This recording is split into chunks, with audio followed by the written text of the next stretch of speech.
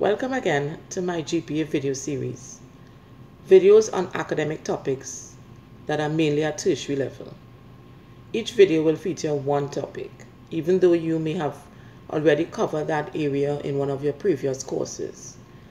But students admit that even though they understand the content, when it comes to applying the principles, the concepts, and the rules, they become overwhelmed. So what I did is gather the key points on each topic and reinforce the importance of those points to guide your further reading, to encourage you to go back and to revisit your course material. Of course, the material you research will vary, especially what you get from the internet, because the internet has everything, including unverified information.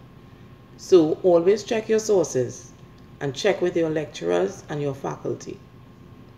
Which brings me to today's topic, critical thinking, which I dare say is an endangered species. When we think about it, information is readily available via all media, especially social media.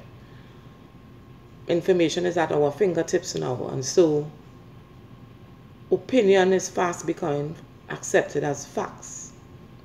In the academic environment, critical thinking is what helps us to filter unverified information, biased information, and to apply specific skills and principles when assessing the information, when going about our research.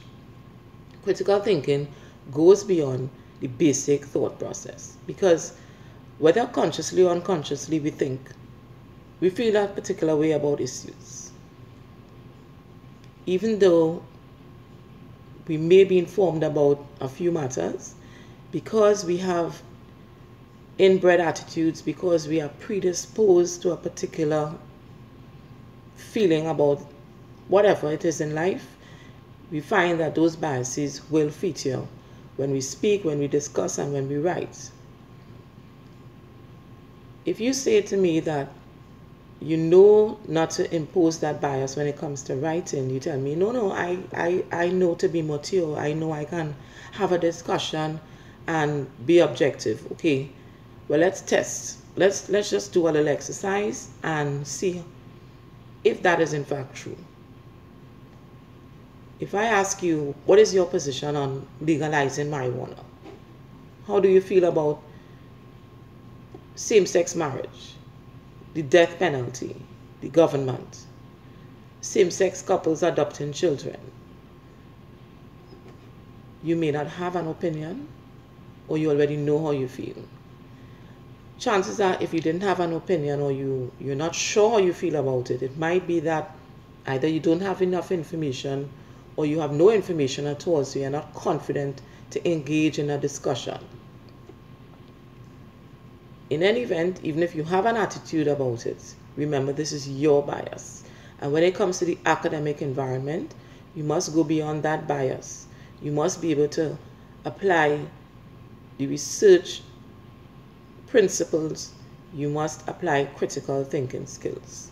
In fact, critical thinking skills is also applicable in the workplace, and if you are caring about your own business, you have your own business, understand that you still need to apply critical thinking skills, so we're not going to get away from it. In fact, most job descriptions will now tell you that they are looking for that set of skills, someone who can apply critical thinking skills, because it affects decision making. Back to the academics. Put it in a context. Critical thinking is defined as thorough thinking. It involves 6 core elements. Now again, if you look up the definitions, especially on the internet again, you will find that there are variations.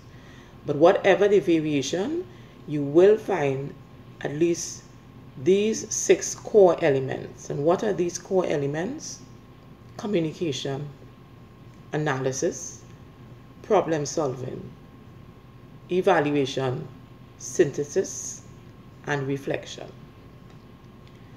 Communication is about defining your main idea or your problem in your own words.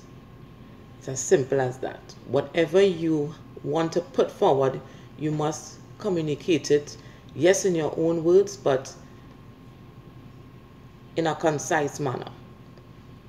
Analysis refers to comparing and contrasting information or available solutions to a problem.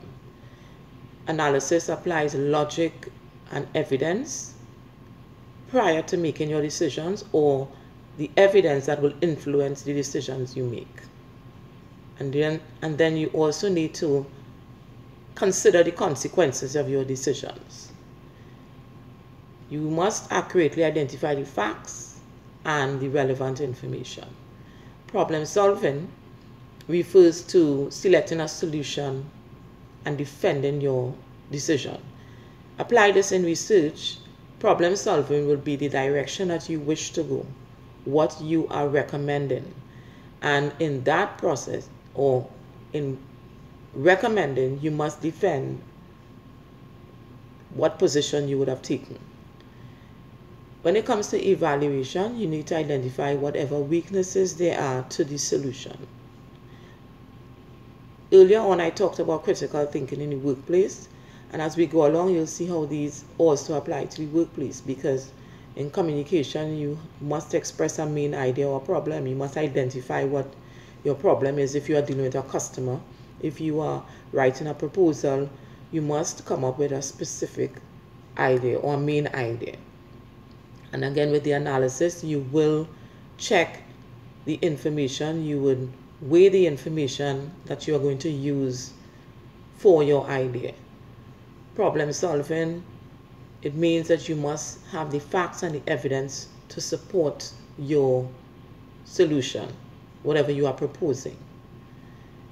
When we talk about synthesis, synthesis is about improving and strengthening the solution. Remember, as a child, if you have siblings, when you want to make a case for, let's say, going to the mall, or you want to go out with your friends, if you have siblings and you are the youngest, or you have older siblings, you will tell mom and dad, but look, you used to let so-and-so do it, or look, so-and-so parent is letting them go, and nothing happened. And you qualified by saying nothing happened, or they didn't have a problem, or at least her mom picked up or dad picked up. So if you put everything in place, you can allow me to go too. And so it's about making a case. It's about gathering all the necessary information to make your case. Synthesis, again, we'll talk about, if we apply to the research paper, it's about looking for similar key points in the literature to find similar lines of arguments for your position, that is. And then you'll also identify whatever flaws there are, perhaps in the methodology. You would look for any shortcomings, and you are mindful of those shortcomings or whatever limitations exist.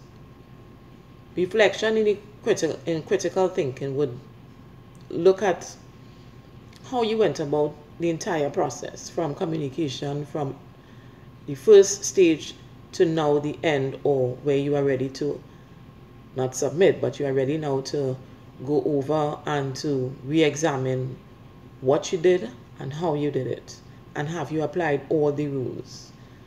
You review the results of the decision that you made, you weigh it, you ensure that your sources are verified, you ensure that you have a solid case, that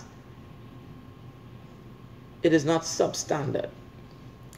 You look back at what options you would have accepted and decide if those are the best options, or can you do it better next time. The thing is, critical thinking is an important skill for learning and developing in the academic environment. And again, it goes beyond the academic walls. It's about being level-headed. It's about making sound decisions, just as I said, in the workplace and for your own business. It's an ongoing learning process. It's a journey of making sense of the world, and it can be very taxing. So you need to practice, you need to apply each principle. You need to do the best in every assignment that you get. Understand that you need to practice with discussions, with essays, and when I say discussions, you can, encourage yourself to discuss a topic randomly with a friend or a classmate. It doesn't mean that you have to be serious all the time in life. What I'm saying is that in the academic environment, critical thinking is beyond basic thought. It goes beyond bias.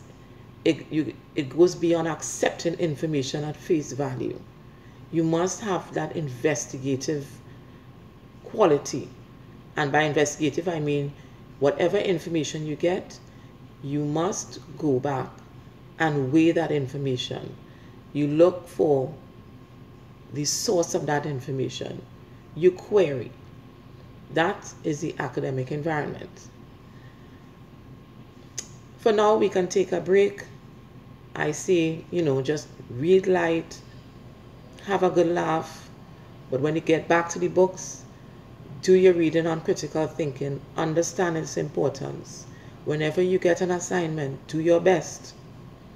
Leave a footprint, make a good impression. Leave a mark and sign your name with excellence. Everyone, be good, be blessed. Look forward to doing this again on the next topic. Have a good one, everyone.